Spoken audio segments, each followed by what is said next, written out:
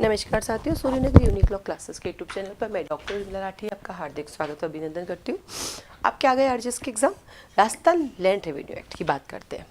Rajasthan land revenue, अब ये है कि लैंड रेवेन्यू से क्वेश्चन कितने आएंगे। 1956 का जनरली ये एक्ट जब पहले हमारे कोर्स में हुआ करता था तो चैप्टर्स होते थे। जैसे अभी राजस्थान एडीजे के अंदर भी था तो चैप्टर्स ही थे, कंप्लीट नहीं था। अब इस बार कंप्लीट आ गया और जैसे कि लोकल एक्ट है तो मिनिमम 2 क्वेश्चन तो आएंगे मैक्सिमम 3। राजस्थान में ऐसा नहीं होता छत्तीसगढ़ की तरह या फिर गुजरात की तरह माइनर दे देते, नहीं, यहाँ सबको इक्वल रखते हैं। हाँ, नंबरिंग नहीं लिखी हुई है बट हाँ 2 से 3 देते हैं। ऐसा नहीं 6-6, 7-7 क्वेश्चन दे देंगे, ऐसा नहीं है। ओके, तो बात करते हैं राजस्थान लैंड रेवेन्यू एक्ट की। तो यहाँ पे आपको क्या पढ़ना चाहिए, तो सेक्शन 1 अंडरस्टूड है, इसका कमेंसमेंट, इसका सिग्नेचर डेट आपको पढ़ना है। सेक्शन 3 डेफिनेशन क्लोज है। 3 में इंपॉर्टेंट है आपकी नजूल लैंड किसे कहते हैं, नजूल लैंड किससे रिलेटेड है वो आपको पढ़नी है। साथ ही साथ यहाँ पे आपको पढ़ना है गाँव में कौन इंक्लूड होता है, गाँव में क्या क्या आता है और रिकॉग्नाइज्ड एजेंट क्या है। उसके बाद हम चलते हैं चैप्टर नंबर 2 की तरफ। चैप्टर नंबर 2 कहता है मैं रेवेन्यू बोर्ड हूँ। जब रेवेन्यू बोर्ड की बात करते हैं तो सेक्शन 8 आपको पढ़ता है बोर्ड की क्या क्या पार है।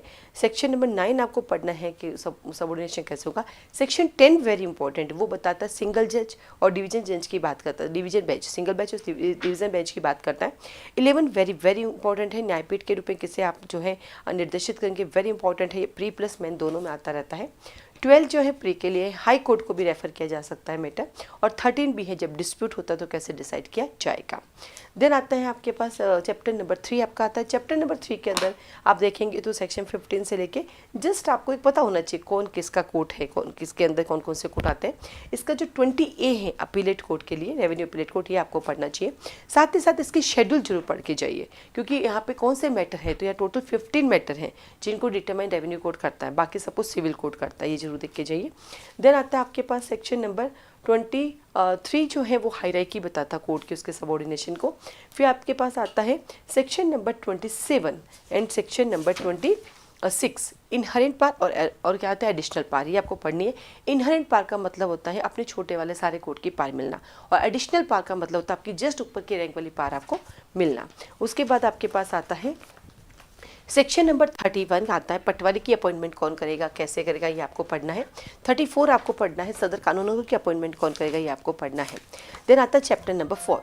चैप्टर नंबर 4 की तरफ हम जाते हैं तो बात करते हैं आपके पास सेक्शन 52 कि कितने घंटे पहले आपको इन्फॉर्मेशन देनी होती है। देन आते हैं आपके पास 53 आपको पढ़ना है बोर्ड की क्या क्या पार होती है। उसके बाद आपको आना है सेक्शन 55, सीधा सेक्शन बेस्ड क्वेश्चन आएगा, कंसल्टेशन ऑफ मैटर्स कहाँ दिया गया है। 56 very very important, pre plus main का क्वेश्चन है। ये बताते हैं आपको कौन अपियर हो सकता है, आपके भी आप आ सकते हैं, आपका एजेंट आ सकता है, क्या आपका एडवोकेट आ सकता है या नहीं आ सकता है। सेक्शन 56A प्री का क्वेश्चन है, एप्लीकेशन अपील आदि कैसे आपको प्रेजेंट करनी होगी। सेक्शन 57 सिविल कोर्ट की पार है, ये भी आपको पढ़ना है। सेक्शन 58 समन कैसा होगा, 59 समन की सर्विस कैसे होगी, ये भी आपको पढ़ना है। और देन आता सेक्शन 60 कहता है नोटिस की सर्विस कैसे करवाई जाएगी। सेक्शन 62 कहता है कि नोटिस या डिक्लेरेशन की एरर के कारण वॉइड नहीं हो जाएगा।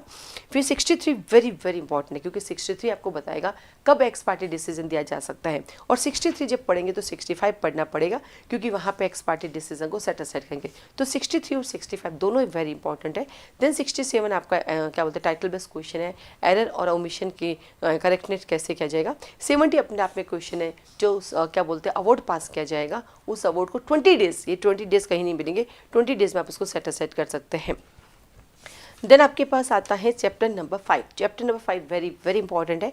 जो अपील है वो 74 से 81 है, जो रेफरेंस है वो 82 है, जो रिवीजन है वो 83 से 85 है, और जो रिव्यू है 85A से 87 है। ये पूरा का पूरा रटाफिकेशन करना पड़ेगा, इसमें कुछ छोड़ ही नहीं सकते आप क्योंकि यहाँ से डेफिनेटली एक क्वेश्चन आता ही आता है। इसका तो एक एक सेक्शन याद होना चाहिए। इवन दो आपके पास जैसे ना 86 है रिव्यू, उसमें आप केस लॉ भी याद कर सकते हैं। Lily Thomas versus union of India में कहा कि रिव्यू कब कैसे और किन मैटर्स में किया जाएगा।